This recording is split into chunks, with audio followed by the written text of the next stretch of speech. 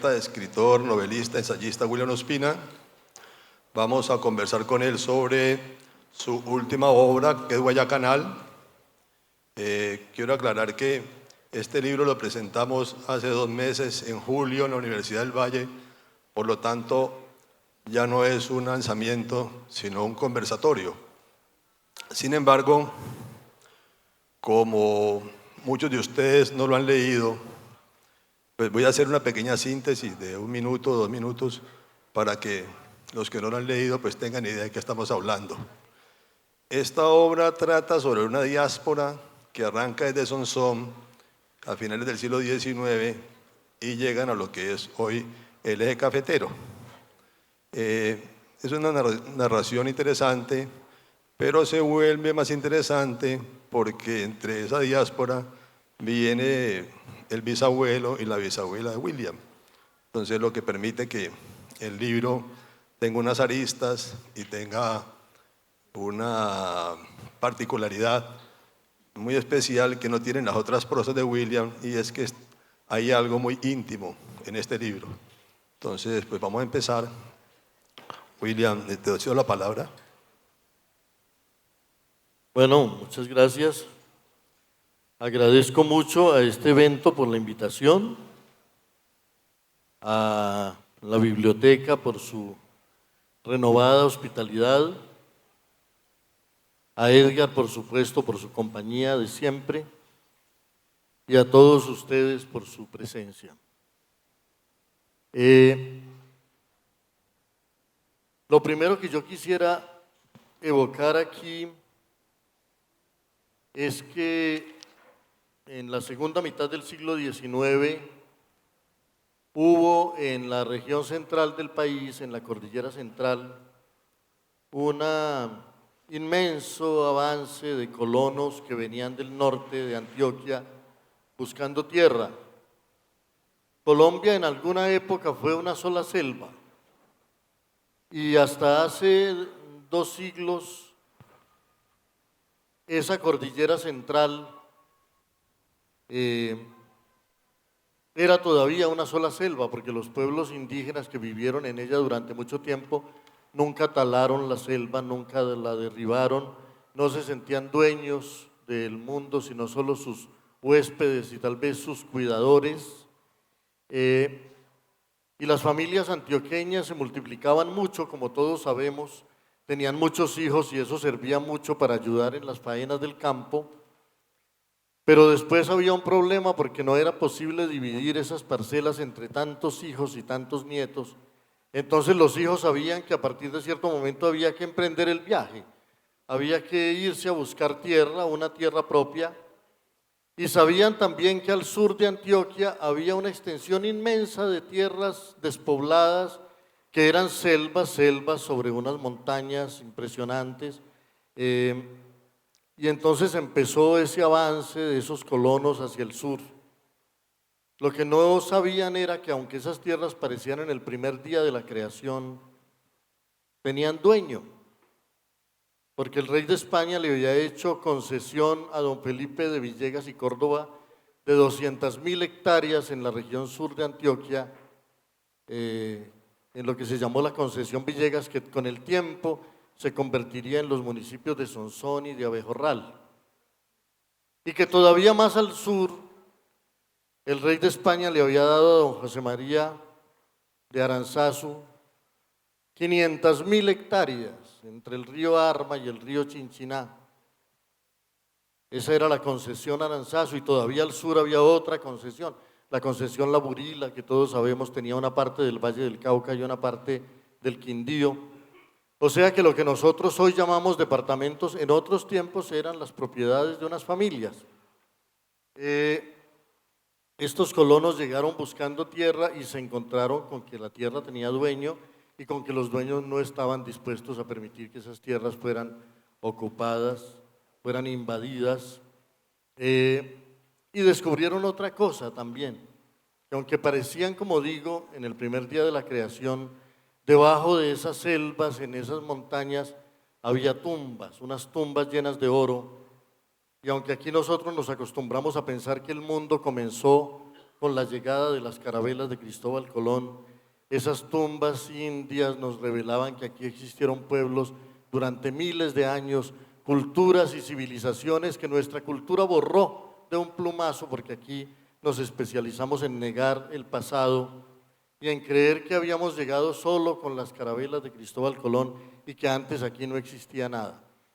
Estaban esas tumbas y en ellas el testimonio misterioso de mundos sepultados y de culturas borradas.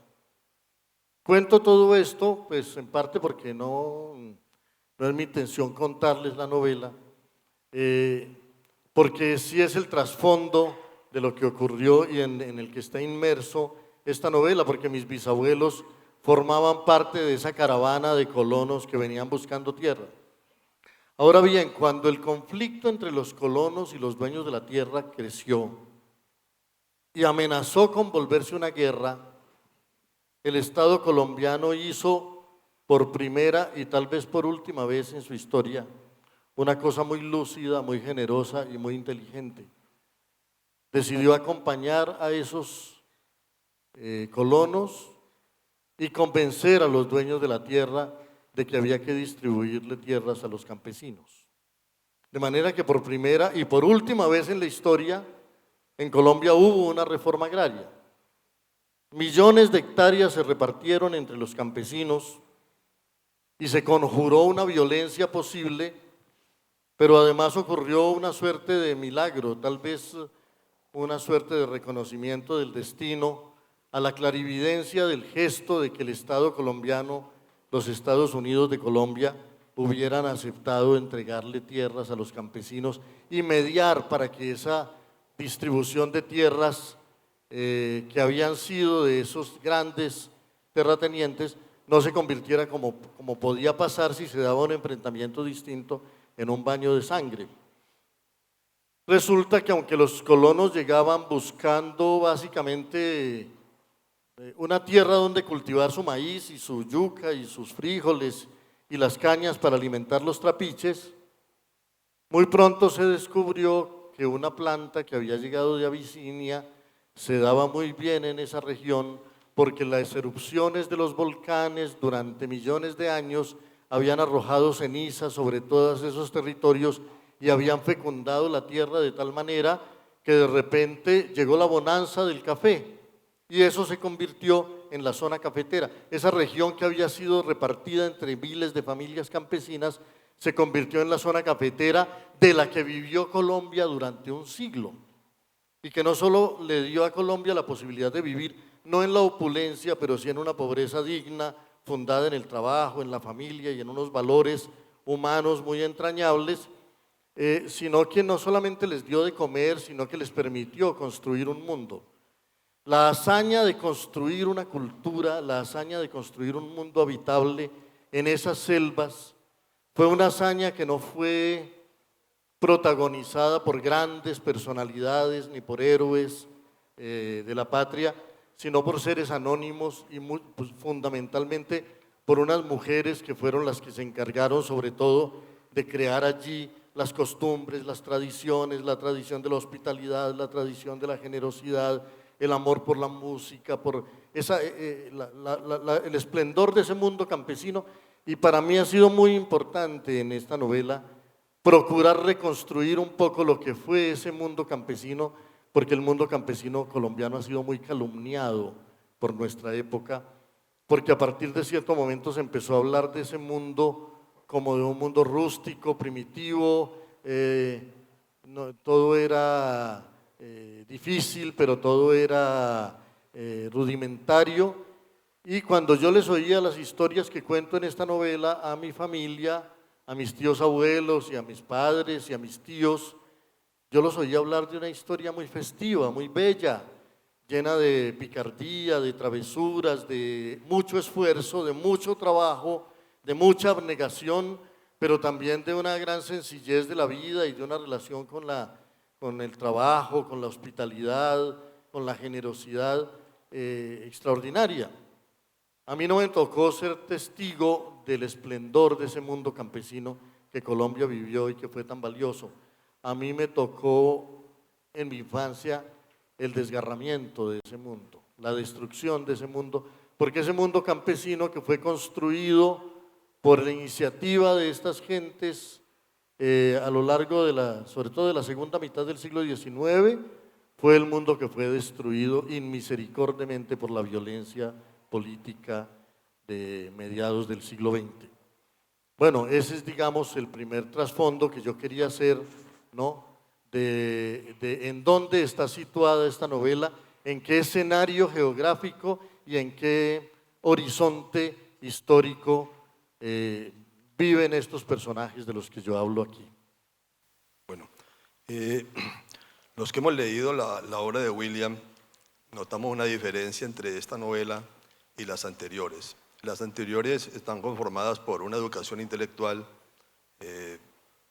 digamos las auroras de sangre, la trilogía que es hermosísima.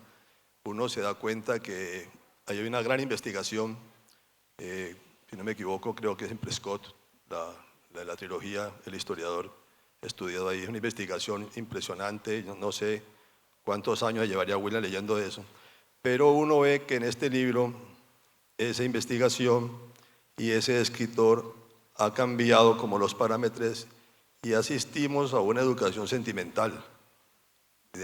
Tiene que ver más con nuestro mundo, los personajes tienen que ver con el folclore, hay cantantes, está esa música colombiana que formó esta época, que formaron las Navidades en Colombia.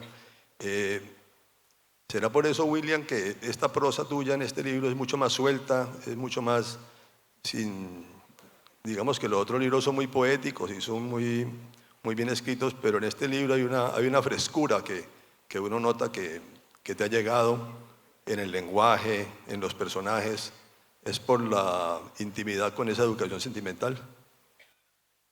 Bueno, yo todo lo que escribo lo vivo como un aprendizaje y yo creo que en todos los libros que yo he escrito he tratado de aprender algo de ese arte tan difícil que es el arte de narrar, de contar historias, de contarlas con cierta claridad y con cierta fuerza y con la capacidad como de llegar a las mentes y a los corazones de los lectores. Yo diría que aquí tenía en mis manos una historia que me permitía el privilegio de no remitirme solamente a los libros, a la literatura, a la tradición literaria que yo frecuento y que amo mucho, sino que me permitía escuchar también otras voces y otros manantiales, si se puede decir así, manantiales que siempre fueron muy pródigos con la literatura. Yo creo que la literatura nació de las narraciones orales, desde la más remota antigüedad, desde Homero, ¿no? Homero mismo ya era un autor oral, pero por supuesto él recogía leyendas y relatos de mucha gente. Y yo no creo que exista un abismo entre el arte de narrar común de los seres humanos y el arte de narrar de los escritores y de los literatos. Creo que hay unos vínculos secretos porque sin esa gran tradición de la memoria oral no se habrían llegado a hacer algunos de los más importantes libros de la historia. La Biblia misma me parece que nace de una gran tradición de los relatos familiares en unas familias que tenían la característica de que no solo necesitaban narrar, sino que querían narrarlo todo. Por eso en la Biblia no solo se cuenta lo bueno que hacen los personajes, sino todo lo que hacen los personajes. Y si una de las primeras historias que nos llega a nosotros es la historia de que Caín mató a Abel, evidentemente con unas costumbres un poco más secretas, con una tradición de que hay ciertas cosas que se pueden contar y otras que no, esas familias habrían ocultado esos hechos que hacen de la Biblia un libro tan complejo, tan turbulento y tan fiel a muchos de los aspectos de la condición humana. Yo siento que entonces toda gran literatura siempre tiene uno de sus manantiales en esa tradición oral. Y bueno, en mi caso, en las humildes proporciones de este libro, yo no podía oír solamente el rumor de los libros que he leído y de los poetas y los autores que conozco, sino que para mí era muy importante recordar las voces familiares, recordar la voz con que contaban estas historias mis abuelos y mis padres y mis tíos, y conocí algunas personas en mi vida que para mí eran de una inspiración y de un talento narrativo que muchas veces los grandes escritores no tienen. Entonces, esta es una novela que yo siempre quise escribir, que siempre sentí el deseo de escribir, pero que no había sentido la necesidad de escribir, la urgencia. Siempre me decía, alguna vez voy a contarlo. Inclusive yo sabía que se iba a llamar Guayacanal porque era el nombre de la finca de mi bisabuelo y esa palabra siempre me gustó. Y entonces yo sabía que se iba a llamar así y quería escribirla, pero siempre había que dejarlo para después, hasta cuando empezaron a ocurrir esas ausencias que nos llegan a todos, y ocurrió la muerte de mis padres y la muerte de mis tíos, y de algunas, y como ellos eran los que mantenían vivas esas historias en la tradición familiar, como ellos eran los que cada vez que uno quería volver a oír esas historias, había alguien que las contara. Y yo le decía a mi tío Liborio, entonces, ¿cómo fue la muerte de Santiago Buitrago en el año 39? Aunque lo había oído 10 veces, quería oírlo una vez más, esa es una costumbre humana, y él siempre estaba dispuesto a contarlo de nuevo, y para mí siempre era la primera vez. Como ocurre siempre con la literatura, además, que cuando uno vuelve a los libros, vuelven a ocurrir por primera vez, y en eso el arte se parece a la naturaleza. También la naturaleza, a uno le dicen se está alzando la luna llena y uno no dice yo ya la vi el año pasado, ¿no? Uno corre a verla porque es la primera vez. Y cuando uno va a ver un río es la primera vez que pasa el río, y cuando uno va a ver el mar es la primera vez que esas olas llegan. Y el arte y la literatura me parece que participan de esa virtud misteriosa de la naturaleza, y todo vuelve a ocurrir por primera vez, entonces uno quiere volver a oír esas historias. Y así debió nacer la literatura ya junto a esas fogatas del origen. Entonces, mientras estaban ellos volviendo a contar las historias, todo estaba bien. Cuando se fueron, cuando el destino se los llevó, yo sentí que era necesario escribir esas historias y de esa manera no solo rendirles un homenaje a ellos y tratar de mantenerlos un poco vivos en mi corazón, sino también recuperar esas historias que la erosión de los años podía llevarse.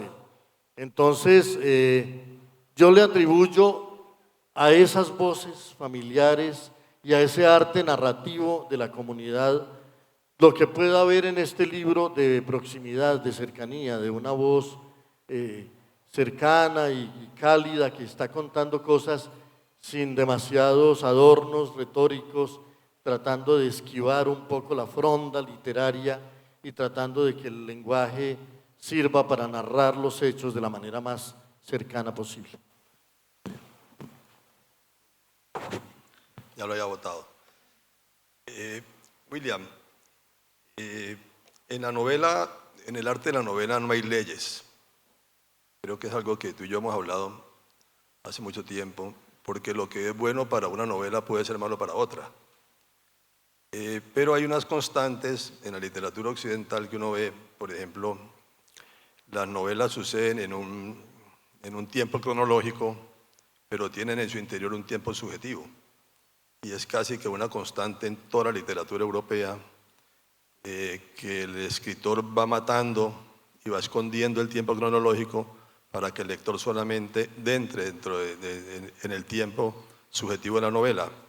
A mí hay algo que me llama la atención en todas tus novelas, y es que parece ser que tú intencionalmente haces un solo tiempo, es decir, el tiempo cronológico es el mismo tiempo subjetivo y al mismo tiempo subjetivo, el mismo tiempo cronológico.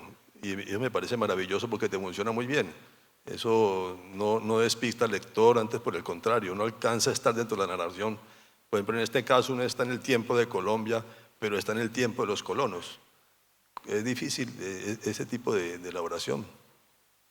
Bueno, la verdad es que yo ni me lo propongo ni lo pienso mucho cuando estoy escribiendo esos libros, porque para mí lo importante es el relato, ¿no?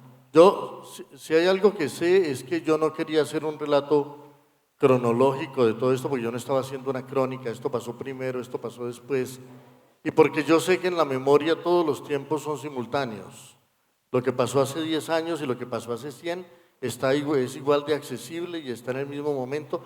Así que cuando yo empecé a hacer esta narración, yo sabía todo lo que quería contar, no sabía de qué manera iba a aparecer, pero unos temas lo van llevando a uno a otros y yo no quería someterme como al corsé y a los límites de una narración lineal de ningún género.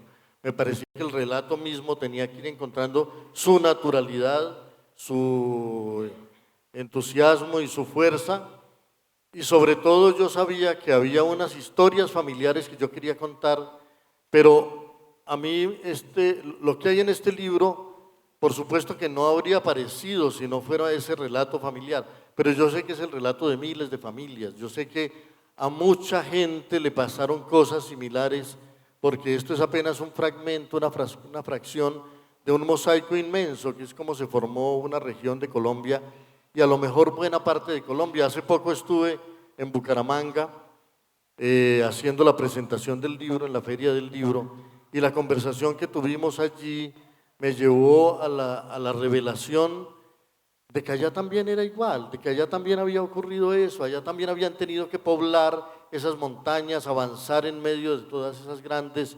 dificultades. Y, y en este caso yo sentía que por un lado pues quería contar esas historias cercanas y familiares, pero por otro lado yo sabía que eso era también la historia de cómo se formó la zona cafetera, de cómo se construyó el país campesino, de cómo se construyó una región de Colombia y de alguna manera cómo se construyó Colombia, una parte de nuestra memoria que no nos cuenta ni la historiografía ni la leyenda nacional. La leyenda casi siempre nos deja como, nos atrapa como en un relato de unos héroes y de unos próceres y de unas personalidades, pero este país fue construido por la gente, por la abnegación de la gente, por la iniciativa de la gente, por su entusiasmo. Es una lástima que después la gente haya terminado estorbándole a tantos poderes, ¿no? Y que buena parte del país tenga que vivir aquí como si fuera arrimada, ¿no? Porque el país tiene otros dueños y tiene sobre todo otros que le trazan su destino.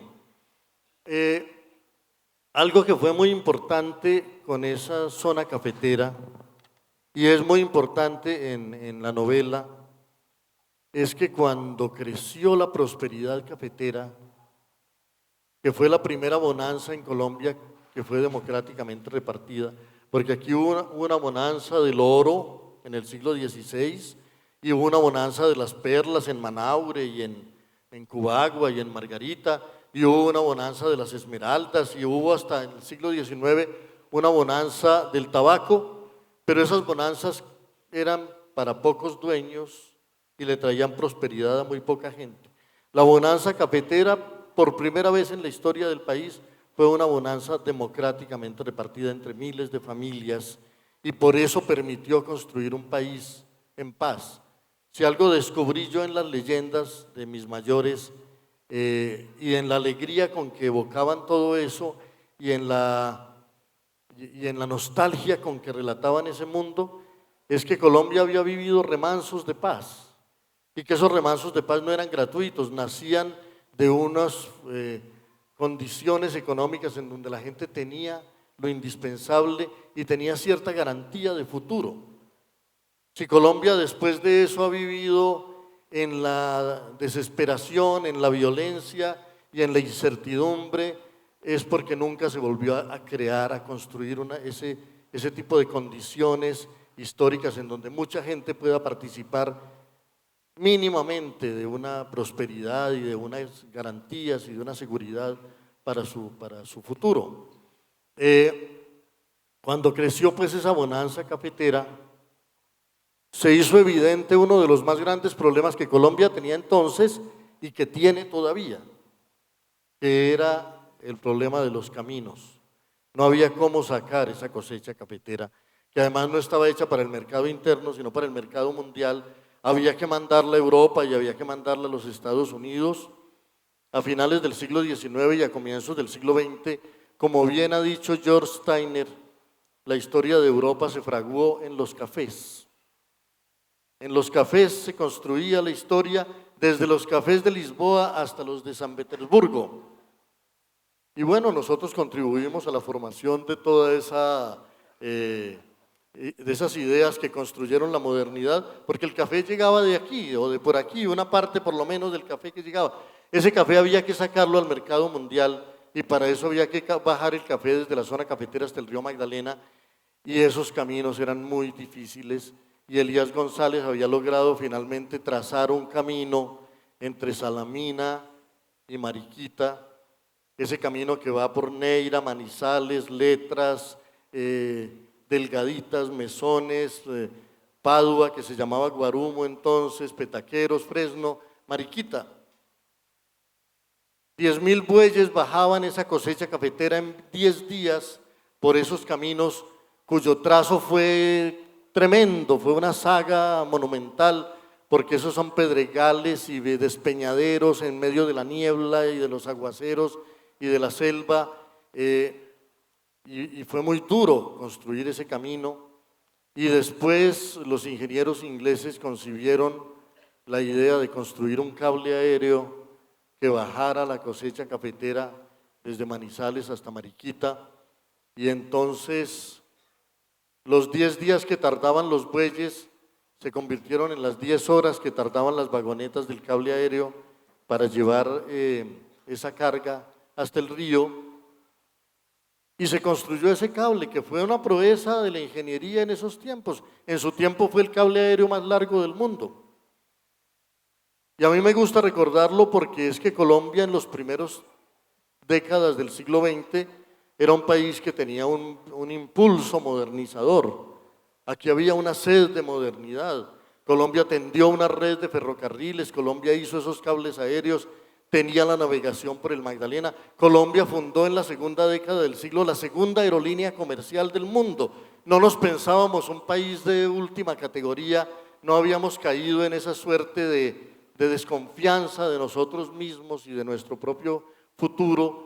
Y entonces ese ímpetu modernizador que se dio en esos tiempos, uno lo siente en los barrios que se construyeron en estas ciudades. Hay que ver lo que era la arquitectura de estas ciudades, hay que ver todo lo que se logró entonces y todo lo que a partir de cierto momento fue abandonado por un pesimismo, por un desgano y por una apatía que por supuesto se nutrieron mucho de la horrible violencia política, de la manera como la política se especializó aquí en enseñarnos exclusivamente a odiarnos los unos a los otros.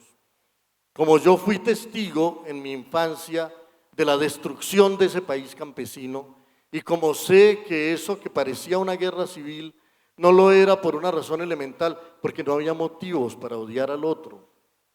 Nadie tenía motivos para ese odio. Ese odio fue inoculado por la pasión política y por la retórica política, por la retórica de las tribunas y de los púlpitos, y Colombia de repente despertó odiando a los que siempre había querido, a los que eran vecinos, con los que cantaban juntos, con los que se acompañaban, ¿no? Y esa terrible violencia política que todavía persiste en Colombia sigue alimentada por la misma cantilena de que nos tenemos que odiar, de que aquí no hay manera de aliarnos, de que aquí no hay manera de construir un país con unos mínimos consensos, porque a los políticos les da muy buenos frutos poner a la mitad de la gente a odiar a la otra media, ¿no? Y eso se cobra en votos y se cobra en puestos y se cobra sobre todo en una ciudadanía dispersa que no se quiere y que no es capaz de unirse para las grandes transformaciones que necesitamos.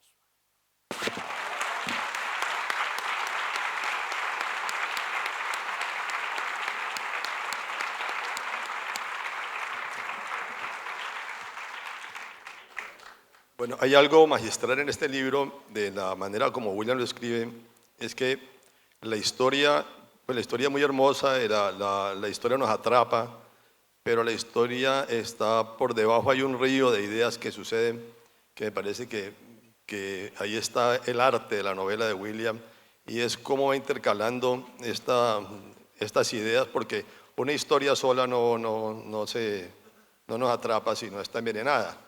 Creo que la semana pasada aquí una escritora dijo que las historias no valían y los temas tampoco, y que solo las ideas, error grave, las historias pesan mucho. Y acá este libro, refiriéndome un poco a lo que William ha dicho, las ideas que hay aquí arrojadas por esta historia son las ideas de siempre que tiene William, ¿no? Por ejemplo, aquí hay la problemática de la tenencia de la tierra. la violencia, el desarraigo. No sé, yo he intentado imaginarme el escritor. Yo cuando leo una novela me imagino el escritor cómo lo está haciendo. Es una de mis lecturas.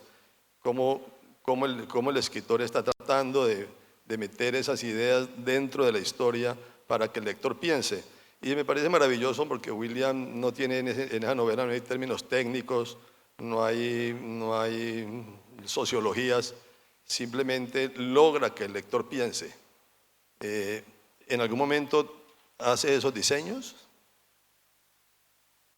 No, lo que pasa es que yo estoy seguro de que yo tengo no solo unas convicciones, sino también unas obsesiones con respecto.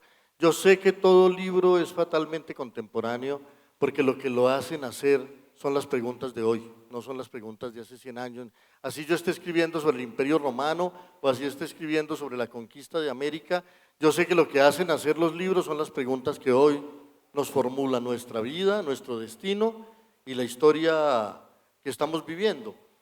De manera que escribir este libro, que es básicamente una celebración de ese mundo campesino y un homenaje a un mundo campesino que aquí fue muy menospreciado porque no solamente fueron expulsados los campesinos, no solamente fueron arrojados a las ciudades, sino que en las ciudades no fueron bienvenidos, ¿no? En otros lugares del mundo los campesinos fueron expulsados también por la violencia hacia las ciudades, pero había en las ciudades unas élites empresariales decididas a industrializar y que acogían por lo menos esa mano de obra y construían una sociedad nueva con ella. Aquí algunos sabios se empeñaron en demostrar en los años 50 y en los años 60 que el Estado no debía apoyar esa diáspora y esos éxodos porque aquí no había una clase empresarial decidida a industrializar el país y hacernos pasar a otra cosa. De manera que nos predicaron un mundo nuevo y nos predicaron una idea del desarrollo según la cual había que darle la espalda al campo, había que abandonar ese horizonte natural, porque lo que venía era el futuro, era la gran industria, era la gran ciudad, era ¿no? esa teoría del desarrollo que perversamente fue formulada aquí cuando nadie estaba dispuesta a realizarla en la práctica, destruyó ese mundo campesino tan admirable, tan generoso, tan cordial, pero a los que llegaron a la ciudad no se los recibió con generosidad ni con horizontes, ¿no? Y llegaron a formar la masa de los desposeídos, y esa historia es una historia terrible, la historia de cómo creció la pauperización en las ciudades y cómo creció la pobreza y cómo no creció el empleo y cómo ¿no? La violencia de los años 50 simplemente engendró la de los años siguientes y después la de los 80 y después la de los 90 y ya no volvimos a tener un país en el que uno pudiera decir que en alguna parte había paz.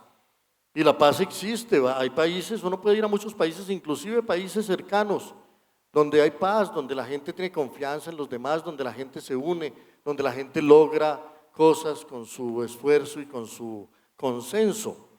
Aquí no, aquí creció la inseguridad, creció la zozobra, es un país que perdió la confianza, es un país que no, y además como fue educado en el odio y en algo que es también otra forma de odio, en la estratificación, cada quien quiere ser de mejor familia que otro, cada quien quiere ser de mejor clase social que otro, una solidaridad común como nación no tenemos, y además borraron la memoria histórica y entonces no nos sentimos hijos de los mismos amores míticos, no nos sentimos hijos del mismo pasado, no nos miramos como conciudadanos, y en eso ha sido muy eficiente la casta que maneja este país, ha sido muy eficiente en construir un país que no se ama, o por lo menos que no logra expresar esa cordialidad sin la cual una nación no puede sobrevivir.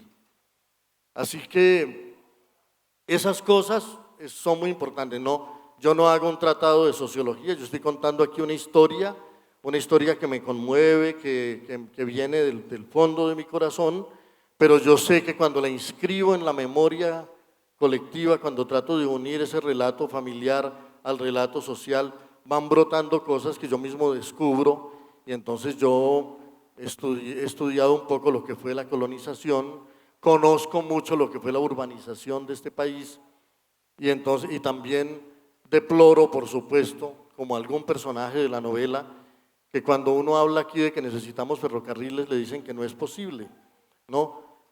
Yo escribí un libro que se llama "Pa' que se acabe la vaina", y en algún momento en ese libro yo decía que Colombia necesitaba ferrocarriles, que aquí teníamos que haber conectado el país, y no solo conectado el país para sacar las cosas hacia afuera, hacia el mercado mundial, sino para intercomunicar las regiones, para que estas regiones puedan sentirse parte de un mismo país, porque venir desde Ataco hasta Palmira no es posible, porque no hay una carretera que una los pocos kilómetros que hay entre el sur del Tolima y el Valle del Cauca, entonces hay que ir hasta el Espinal y devolverse por el otro lado, y un viaje que sería muy breve termina siendo un viaje de muchas horas, porque aquí no ha habido quien comprenda que este país necesita estar comunicado. Uno trata de ir de Jardín Antioquia a Río Sucio o bajar a La Dorada, no hay manera. Y de todas maneras Colombia es hoy un país donde no hay una vía de doble calzada completa entre Bogotá y Medellín, entre las dos principales ciudades del país. Un país que fue capaz de hacer una red de ferrocarriles hace un siglo, no es capaz hoy de hacer una carretera entre las dos principales ciudades del país.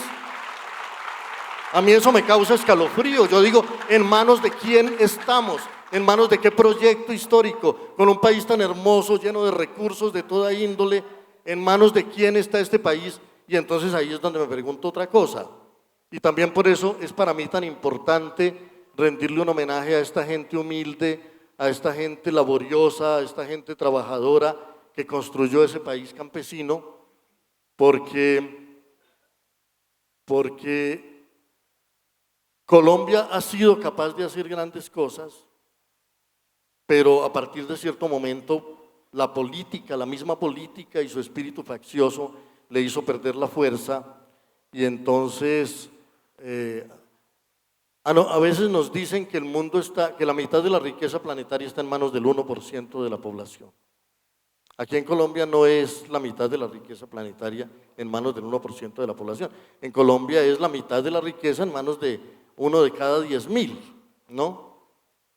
Y entonces uno dice, bueno, ese 1% de la población mundial que es dueño de la mitad de la riqueza planetaria es el culpable y el responsable de todo lo que pasa. Pero ¿qué pasa con el 99% que se dejó quitar la mitad de la riqueza planetaria? ¿No? ¿Dónde están esas ciudadanías capaces de reclamar lo suyo, capaces de afirmarse? ¿Dónde está esa ciudadanía con carácter, con criterio, con capacidad de unión, con capacidad de diálogo, que sea capaz de exigir lo suyo? Entonces es muy fácil descargar la responsabilidad y señalar siempre al culpable en otra parte, y es un poco lo que está pasando también en estos momentos en que el mundo vive unas circunstancias tan dramáticas con el cambio climático y con el saqueo de la naturaleza y de los recursos, ¿no? Antes era fácil decir los culpables son esos y basta sacarlos de allí y que lleguen otros y todo se va a arreglar. Nada se va a arreglar si la ciudadanía de este mundo no cambia radicalmente sus costumbres. Si nuestra manera de vivir no se modifica, no habrá nadie, por talentoso, por genial que sea, a quien elijamos para esos cargos. Entonces nos han inventado una democracia que es una burda farsa comparada con la democracia que nos prometió el ideal de la Ilustración. Nos han creado una democracia en la que uno no tiene que ser ciudadano sino una vez cada 4 años, y el resto del tiempo dejamos en manos de los elegidos, que son los que saben cómo se maneja el mundo, y ya vemos cómo se está manejando el mundo por ese procedimiento. De manera que yo creo que esa transformación es necesaria, y yo siento, sin embargo, que si se logra superar esa desunión y ese divorcio, hay una reserva moral y una reserva de soluciones en la comunidad que es extraordinaria, pero se necesita que la comunidad crea en sí misma para que eso pueda ocurrir. William, una de las tendencias modernas de la novela colombiana es la novela histórica. Uno cada vez se hace la lista de escritores colombianos casi todos están tratando de contar lo que pasó en Colombia. Eso me parece a mí muy provechoso.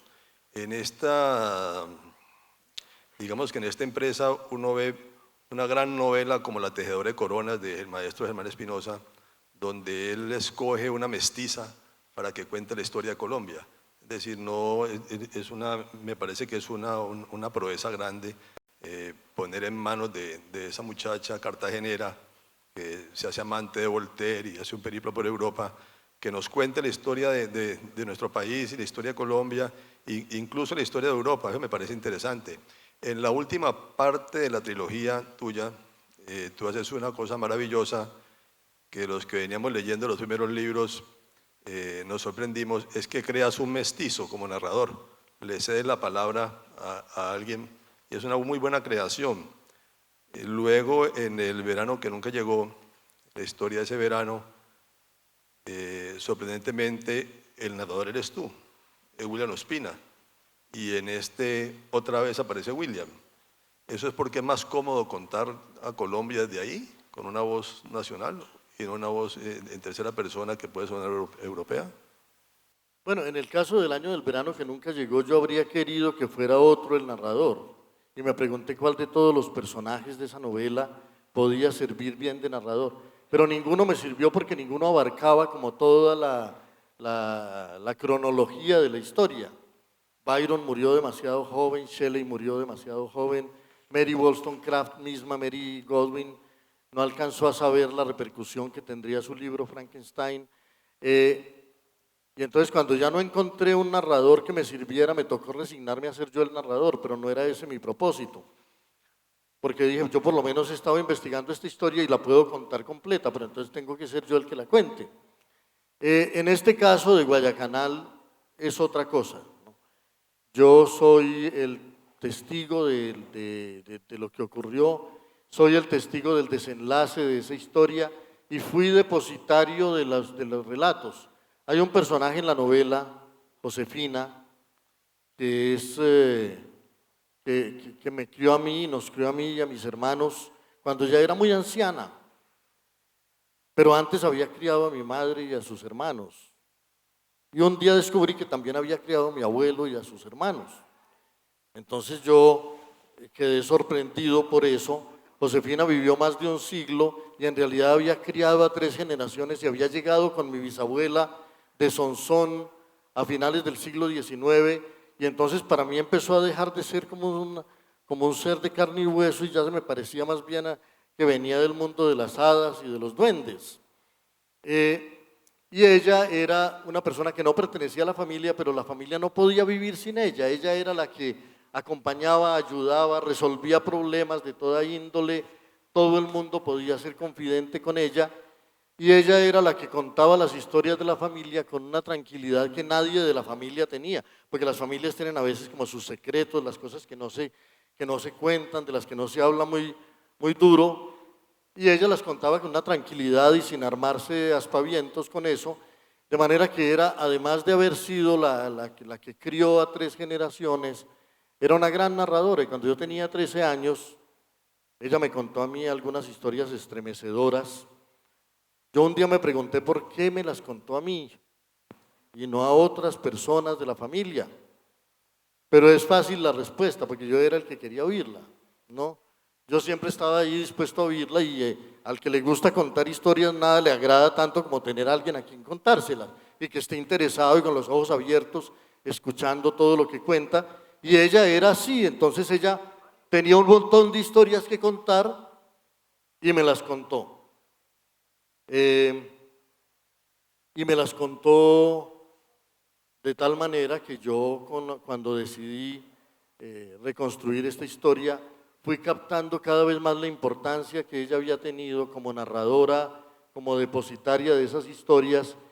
Ella no solamente me contó cómo fue asesinado mi tío abuelo Santiago Buitrago a machetazos en el año 39, sino que eso ocurrió en la casa de ella y ella fue testigo personal, y no solo testigo, intervino en los hechos, trató de salvar a ese muchacho al que ella había criado, que era casi su hijo, que tenía 28 años y ella ya tenía más de 60, porque era además muy valiente, y se lanzó con un cuchillo a ver si lograba frenar al otro y lo único que recibió fue un machetazo ella también. Pero entonces están esas historias allí y esas voces eh, y eso me fue orientando mucho en ese camino. Bueno, vamos a organizarnos así. Una última intervención de nosotros y cedemos la palabra al público porque creo que va a haber muchas preguntas. A ver, William, yo tengo que darte una confesión. Yo cuando leo novelas, eh, me pasa como con los sueños. No sé si a todos los que están aquí les pasa igual que a mí. Cuando sueño algo y en la mitad de la noche me despierto, me demoro unos segundos, depende de la calidad del sueño, me puede demorar unos segundos o hasta un minuto en darme cuenta de que es un sueño y que he regresado a la realidad y que miro mis cosas, mi gato, miro mi cama, miro las manos y he regresado a mi vida y sé que esa pesadilla o ese sueño ha sido parte de la ficción. Me pasa así con los libros buenos me demoro mucho, por ejemplo con Vargas Llosa me demoro un segundo en regresar. Eh, cuando leo las novelas las obras de Shakespeare, siento por semana los filos de las espadas, las envidias, siento los chismes, las triquiñuelas. Cuando leo a Dante, siento los carbones del infierno, ¿cierto? Los gritos de los pecadores, los castigos. Cuando leo Guayacanal, cuando leo el capítulo 19 de la muerte de ese hombre tan hermoso que es Santiago, cuando veo cómo lo matan a peinillazos y cuando leo que tú lo matas de nuevo despiadadamente en ese capítulo 19, mis noches son desvelos hace 2 meses y creo que me debes una porque tú eres el causante de que yo no pueda dormir y la única manera con que me puedes pagar es si nos lees a todos de tus labios el capítulo 19.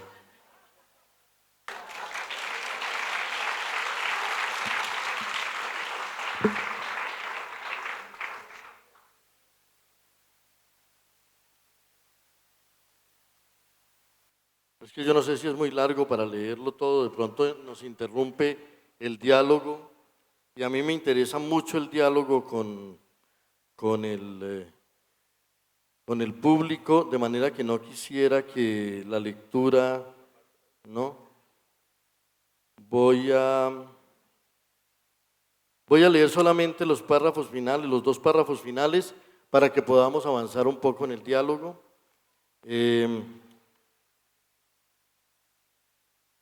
Y así además les queda a los asistentes la, la curiosidad y entonces de pronto no les contamos todo.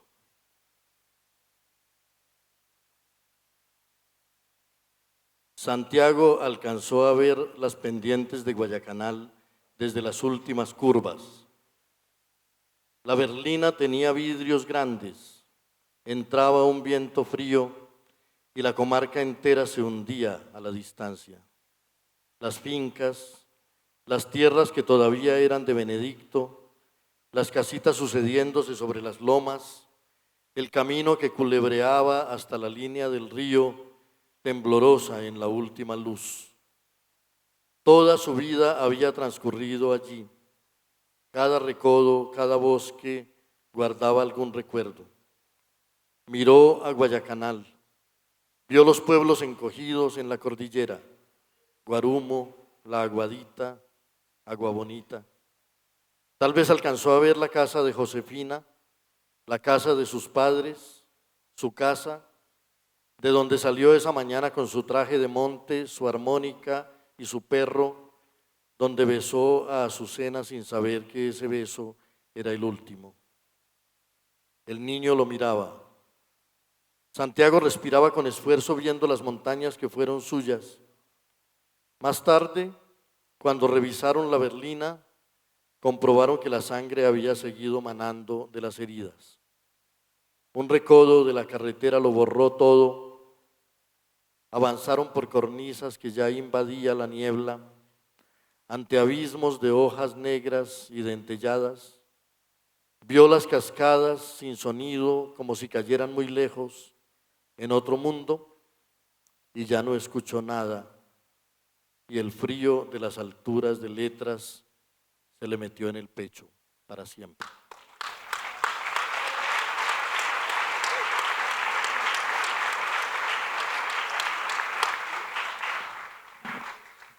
Bueno, ¿quién es el encargado de...?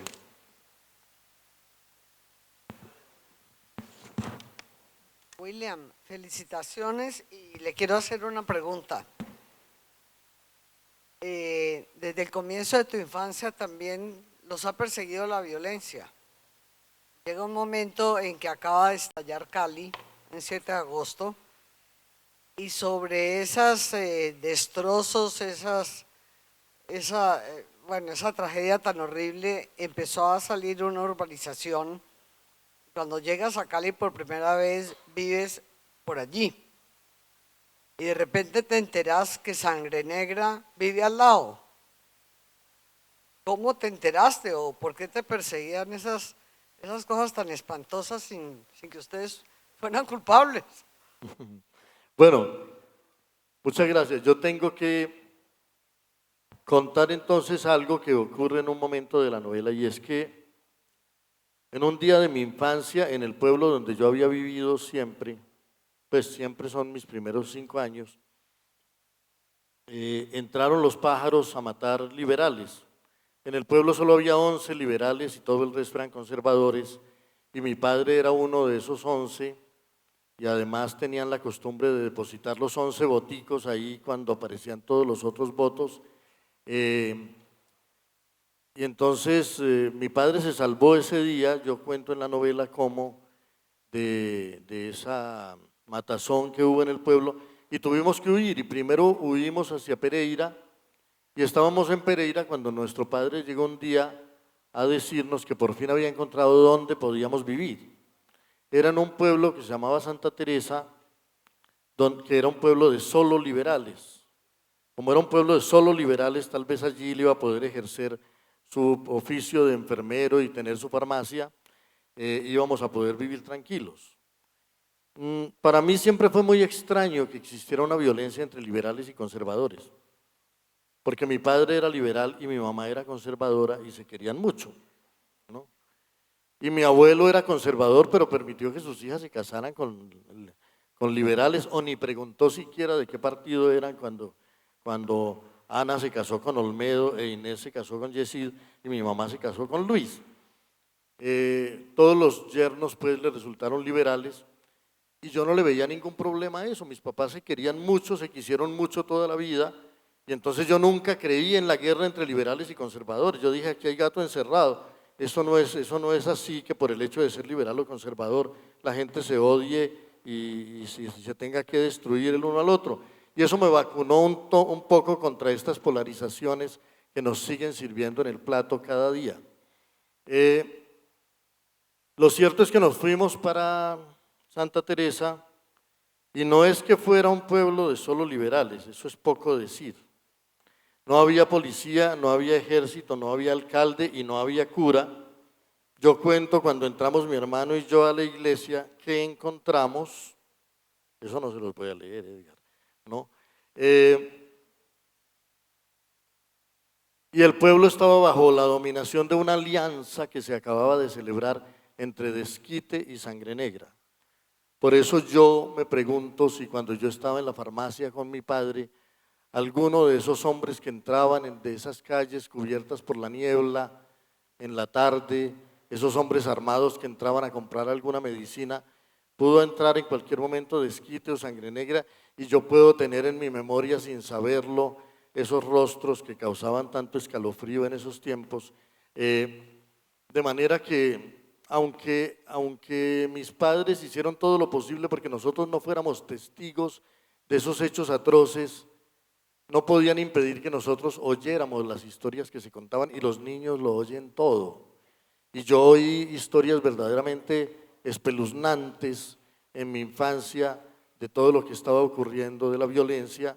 Así que mi padre muy pronto comprendió que tampoco Santa Teresa iba a ser un refugio tranquilo para la familia. Volvimos a Padua por unos días, tuvimos que huir de Padua de nuevo, y fue así como llegamos a Cali. Gracias a Dios, digo yo, porque aquí sigo, por lo menos mi corazón está en gran medida en esta ciudad. Y entonces, pero yo por fortuna en ese momento no lo supe, sí, llegamos a la 16 como con 28, bueno, a una parte donde todavía quedaban los restos de los estragos que había causado la explosión de 6 años atrás y donde apenas estaban reconstruyendo y allí vivimos por un tiempo cuando llegamos, pero no fue en esos tiempos cuando yo supe, ¿no? Lo supe por fortuna después cuando ya no me habría causado tanto espanto, no me causó tanto espanto. Si lo hubiera sabido entonces, habría pensado que era que nos venía persiguiendo, ¿no? Pero sé que poco después, porque digamos lo último que nosotros vimos en Santa Teresa, fue que un día estábamos en la escuela, cuando se oyó un fragor en el cielo y los niños salimos al patio y vimos llegar una tropilla de helicópteros que venían cargados de tropas y que se metieron después por las montañas a perseguir a las tropas, a las bandas de Desquite y de Sangre Negra. Así que había empezado pues esa persecución, esto era en el año 60 cuando esto ocurrió, nosotros llegamos a Cali en el 62, entre tanto la persecución había sido eficiente, habían matado a Desquite en uno de esos combates y Sangre Negra había escapado herido, había escapado al cerco del ejército y se había ido lejos a curarse las heridas.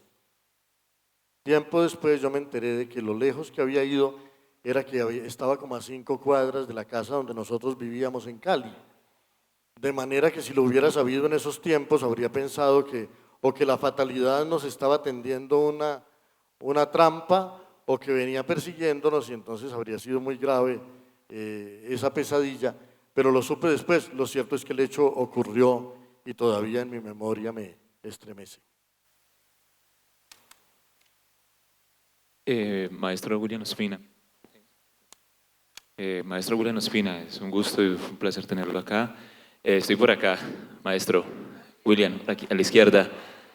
Mi pregunta ¿es necesario que nosotros los colombianos tengamos una memoria episódica sobre lo que ha venido sucediendo y aconteciendo desde mucho tiempo atrás, lo que se ha venido repitiendo porque desconocemos la historia y somos un país desafortunadamente sin memoria?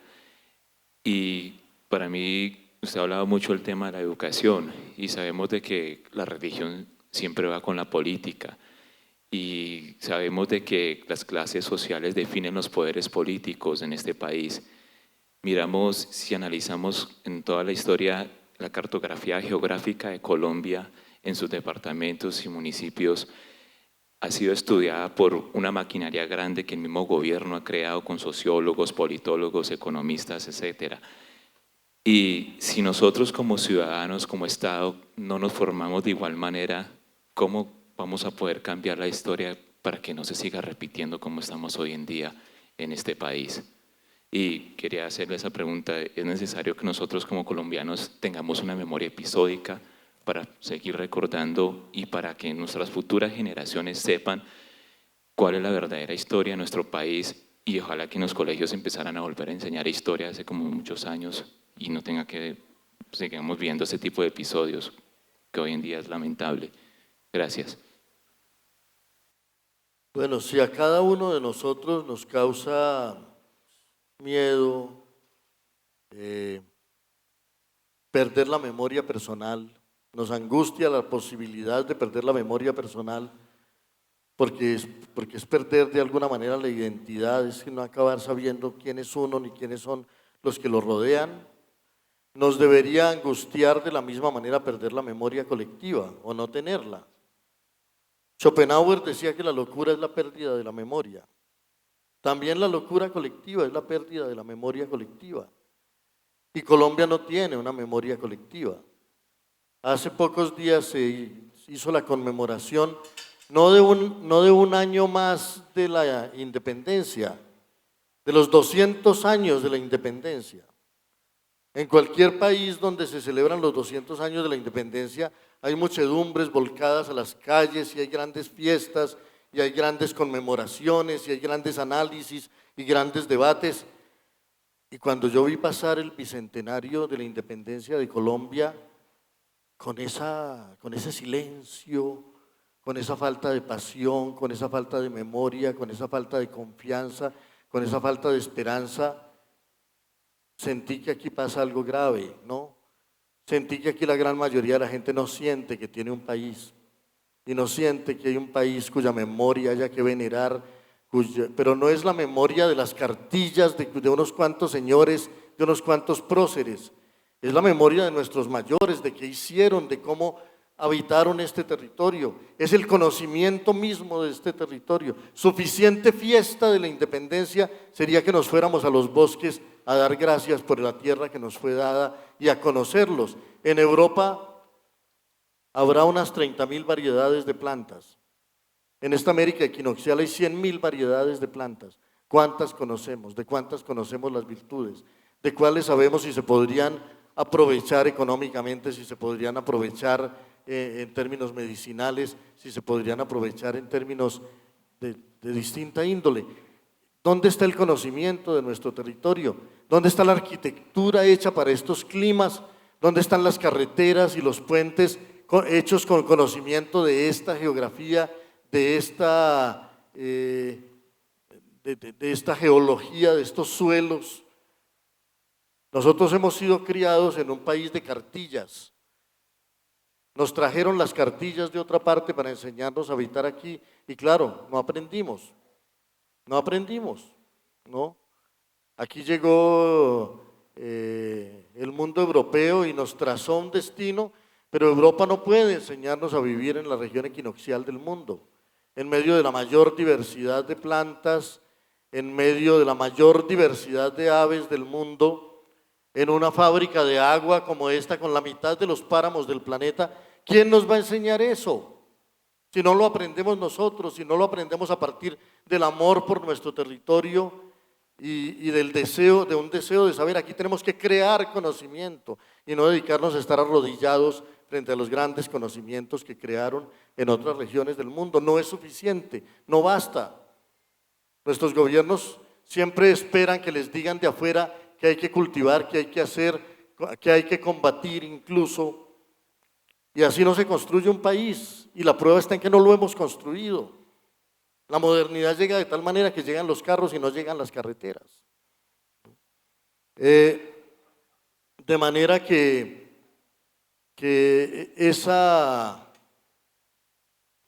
esas preguntas son fundamentales y son las preguntas que tendría que hacerse nuestra educación, porque las cartillas que nos dieron no bastan para saber habitar en este territorio y tenemos un territorio espléndido, lleno de riquezas, pero nadie siente que esas riquezas sean suyas, nadie siente que esas riquezas de alguna manera vayan a garantizar su prosperidad o su bienestar, de manera que cuando se mira la independencia hay que mirar qué se logró y qué quedó pendiente. Pero no basta hacer la lista de lo que quedó pendiente, hay que conseguirlo.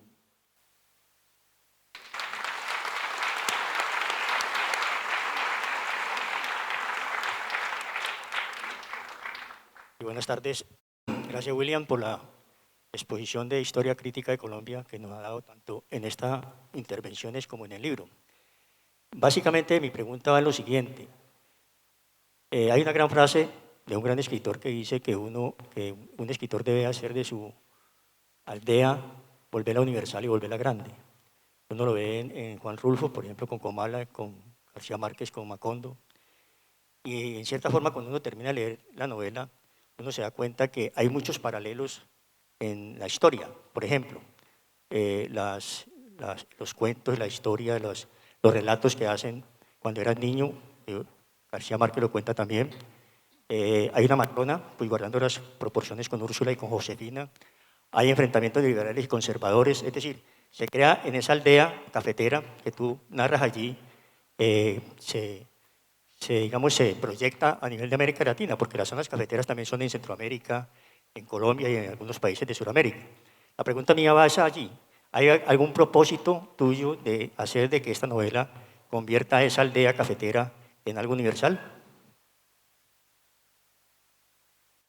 No, la verdad es que lo que yo me propongo es contar, relatar ese mundo, rendirle homenaje a unos seres, a unas aventuras, a unos éxodos, a unas fundaciones y también a un territorio. Si algo quiero yo es expresar el amor muy profundo que yo siento por este territorio, por este país, por la diversidad de este país, por la riqueza de este país, por su belleza y también expresar de alguna manera el dolor de que una comunidad tan rica en valores y tan rica en recursos y tan recursiva no haya encontrado el camino de hacer de este país una patria próspera y una patria generosa para sus hijos. Todo lo que además de eso llegue a significar el libro es algo que escapa y debe escapar a mis propósitos. Yo creo que uno no se debe proponer que el libro sea tal o cual cosa en términos literarios o en términos históricos. Uno tiene que tratar solamente de serle fiel a una necesidad de narrar, a una necesidad de reivindicar y de mostrar, de hacer un poco más visible un mundo que está allí pero que no ha sido suficientemente advertido. Para mí, por ejemplo, fue muy importante en la reconstrucción de este mundo la música. A mí me preguntan a veces cuáles son los libros que hicieron que yo me volviera escritor. Y yo siempre contesto que antes de que llegaran los libros, yo le atribuyo mi pasión por las palabras y por los relatos a las canciones, porque mi padre cantó toda la vida y tocaba guitarra desde los 10 años hasta los 90, y en mi casa no había libros, pero estaban todas las canciones, y para mí el cuerpo del cancionero latinoamericano es un cuerpo poético de altísimas virtudes, de manera que esa música fue muy importante en mi vida. Muchos recuerdos están puntuados con canciones que yo oía o en los cafetines o en mi casa o en las serenatas que daba mi padre, y yo sé y me gusta recordar que alguien dijo alguna vez en alguna parte: si a mí me fuera dado componer todas las canciones de una sociedad, no me importaría quién hace las leyes, porque las canciones crean costumbres, tradiciones, valores, ¿no? Expresan el alma de un pueblo. Entonces, para mí fueron muy importantes las canciones, como fueron muy importantes los cuentos que oí de niño, y tal vez por eso, una vez más, este eco de una tradición oral está tan viva en este libro, y tenía que estarlo, porque los protagonistas de este libro no son lectores, son gente que sabe narrar historias para la que el lenguaje es parte de la vida cotidiana, la riqueza del lenguaje, la gracia del lenguaje era parte de la vida cotidiana, y para mí es importante rendirle un homenaje a todo eso. Yo soy de los que están convencidos de que mucho antes de que hubiera facultades de arquitectura, la humanidad había hecho ciudades espléndidas, y que mucho antes de que aparecieran las iglesias, la humanidad había encontrado sus dioses y sus rituales, y que mucho antes de que aparecieran las academias de la lengua, la humanidad había creado las lenguas. Y yo por eso no participo de ese menosprecio que a veces cierto mundo académico tiene por el mundo al que llama iletrado, ¿no? Así como ciertos saberes científicos y técnicos sienten cierto menosprecio por el saber común de albañiles y de agricultores y de artesanos, que son los que han hecho este mundo, sin títulos, pero han hecho este mundo. Yo creo que hay un gran genio, creador de lenguajes, creador de oficios, creador de costumbres, creador de refinamientos de la vida en la comunidad. Y nuestra época menosprecia mucho todo eso y creo que sobrevalora un poco los títulos.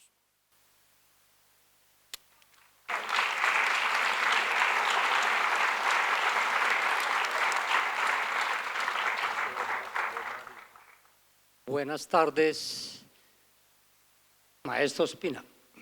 Buenas tardes.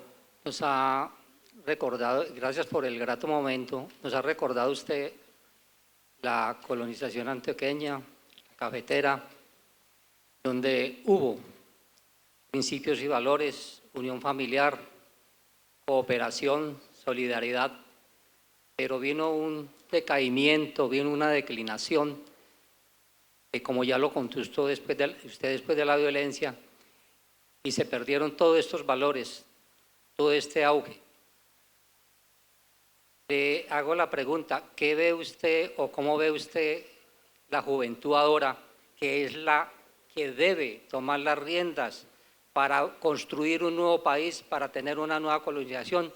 ¿Tendremos confianza en esa nueva toma de decisiones? Yo voy a enlazar un poco la reflexión sobre la novela con esa pregunta sobre la actualidad.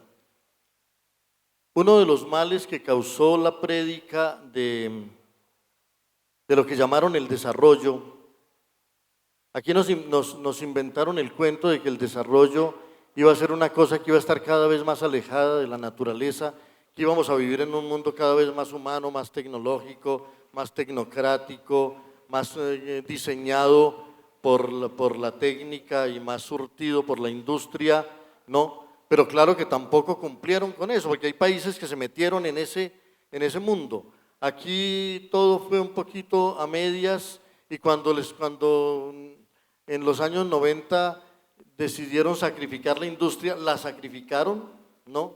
Y cuando decidieron sacrificar la agricultura, la sacrificaron. Y después nos preguntamos por qué a la gente le tocó dedicarse a los cultivos ilícitos cuando en el campo de la legalidad hay tan pocas oportunidades para la gente, ¿no? Entonces, esa prédica del desarrollo, dejando atrás la naturaleza y dejando atrás el mundo campesino, fue mortal aquí por una razón, porque aquí sí hubo un mundo campesino. Yo dudo que incluso en Europa haya habido tan plenamente un mundo campesino como lo hubo en Colombia, porque es que allá los climas son demasiado severos y demasiado rigurosos para que uno verdaderamente pueda vivir en los campos. Yo he visto los cuadros de Bruegel, los paisajes en el hielo y todo eso, pero la gente tenía que vivir en aldeas, no estaba dispersa por los campos, y aquí la gente pudo dispersarse inclusive por unas montañas muy abruptas, porque los climas eran benévolos y porque aquí no era la naturaleza lo que expulsaba a la gente hacia las ciudades. Aquí nos expulsó la violencia, pero la naturaleza no nos expulsó jamás. Hemos llegado a un momento de la historia en que ya mucha gente se está preguntando si era ese futuro tecnológico, tecnocrático e hiperindustrializado el verdadero futuro que debía anhelar la humanidad. No estamos en estos momentos viviendo una crisis serísima, saqueando la naturaleza, arrasando los recursos y viviendo en un mundo cada vez menos satisfactorio, ciudades gigantescas que no tienen un horizonte de felicidad que ofrecerle a las gentes. No hay una cierta nostalgia de volver, ahora que ya estamos integrados al mundo y comunicados, de tener un poco más de contacto con ese mundo natural. No se está preguntando el mundo entero cuál va a ser la nueva relación con la naturaleza que tenemos que tener, porque ahora ese proyecto retórico, industrial e hipertécnico que nos vendieron, en realidad tiene más problemas que soluciones para las necesidades del mundo contemporáneo. Yo creo que eso es muy importante, porque al mundo le quedan, dicen los científicos, 30 años para resolver el problema del cambio climático, para resolver el problema del consumo desaforado de combustibles fósiles y para recuperar un poco la naturalidad y la sencillez de la vida, ¿no? Porque en este dédalo de robotización cada vez más monstruosa, esta hipervigilancia que reemplaza la convivencia, no creo que la humanidad tenga realmente un futuro. También por eso es bueno que sepamos, no solo que tenemos una naturaleza tan hospitalaria y tan espléndida, sino que hubo aquí ejemplos de una manera de vivir un poco más sencilla y un poco más cordial. Al fin y al cabo, Diógenes enseñó hace ya mucho tiempo que no es rico el que tiene mucho, sino el que necesita poco. Y hasta Cristo, a quien todos decimos seguir, ¿no? Un día le preguntaron si había que trabajar mucho y él dijo: mirad los lirios del campo y las aves del cielo, que no trabajan ni hilan, y ni Salomón con toda su pompa vistió como ellos. Y otro día dijo: que no hay que pedir sino el pan de cada día. Y yo sí creo que la humanidad va a tener que aprender, tal vez no llegar a esos extremos de perfección moral y de plenitud esa prédica cristiana. Yo dudo que haya cristianos, es muy difícil ser cristiano. Cristo lo fue sin duda, pero yo no veo a la mayor parte de los cristianos ni amando a los enemigos, ni poniendo la otra mejilla cuando los golpean, ni todas esas cosas que Cristo tan hermosamente predicó, tal vez no para que se cumplieran, sino para que tuviéramos un ideal hacia el cual tender, algo hacia lo cual aspirar. Yo creo que la humanidad necesita una vida más sencilla, una vida más austera, más rica afectivamente, heredar la hermosa herencia de la civilización, de las artes, de las músicas, de los saberes, ¿no? Todo eso puede enriquecer mucho nuestra vida, pero lo que nos venden ahora, espectáculos cada vez más inanes y un consumo cada vez más desaforado y más inútil, y convertir el mundo en un basurero, es algo que no va a ser realmente un horizonte de futuro para la civilización. Y yo sí oigo venir, todavía no se oye el ruido, pero algo se siente en la atmósfera. Yo oigo venir una gigantesca revolución de las costumbres, porque los jóvenes no están contentos con el mundo que les hemos hecho. Última pregunta.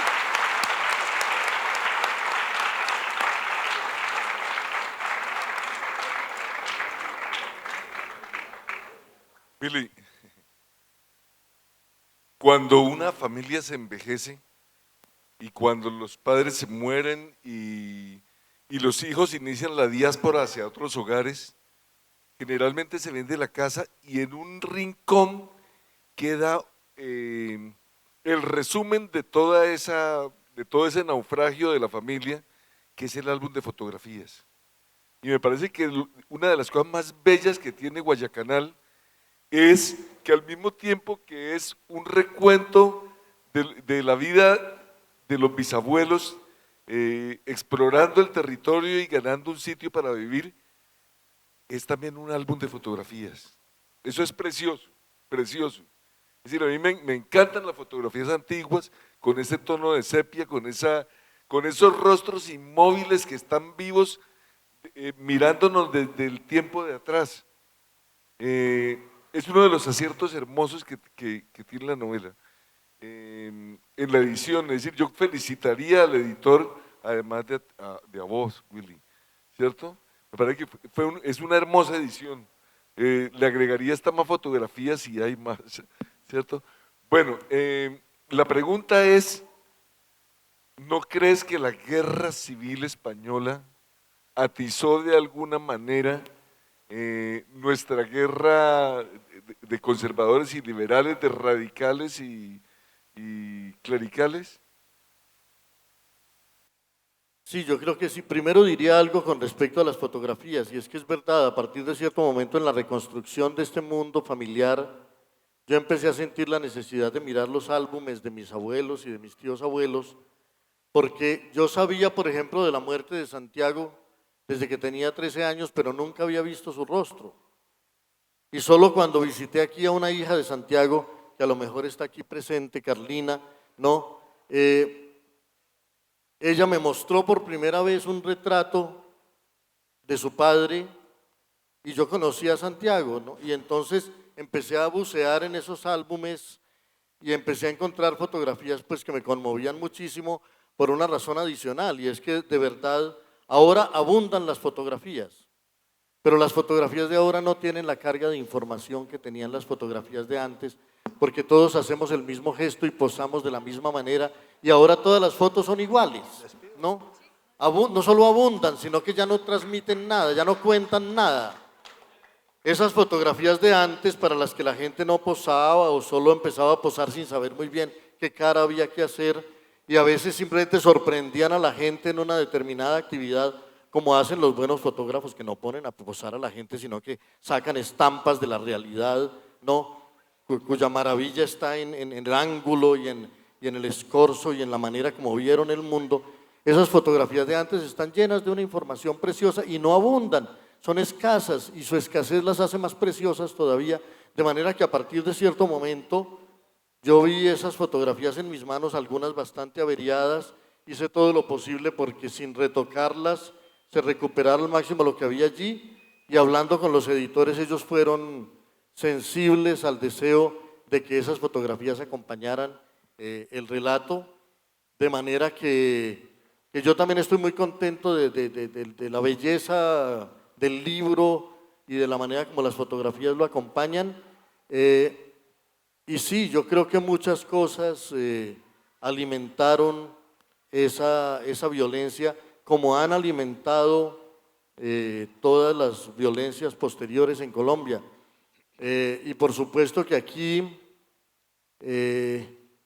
generalmente las violencias no se hacen para conjurar rebeliones reales, sino para impedir rebeliones posibles. Entonces, sí, de muchas maneras seguimos unidos a España por muchas costumbres, por muchas tradiciones, y también yo he leído a veces artículos de españoles que hablan de la manera como les cuesta trabajo a ellos convivir, en que siento que parecieran estar hablando de Colombia, con la diferencia de que yo creo que a pesar de todo, en los últimos 30 o 40 años, España ha aprendido mucho más que Colombia a convivir y a respetar lo distinto. Bueno, nos dicen que ya debemos terminar. Agradecemos a William por este bello libro y a ustedes por estar con nosotros. Muchas gracias a todos.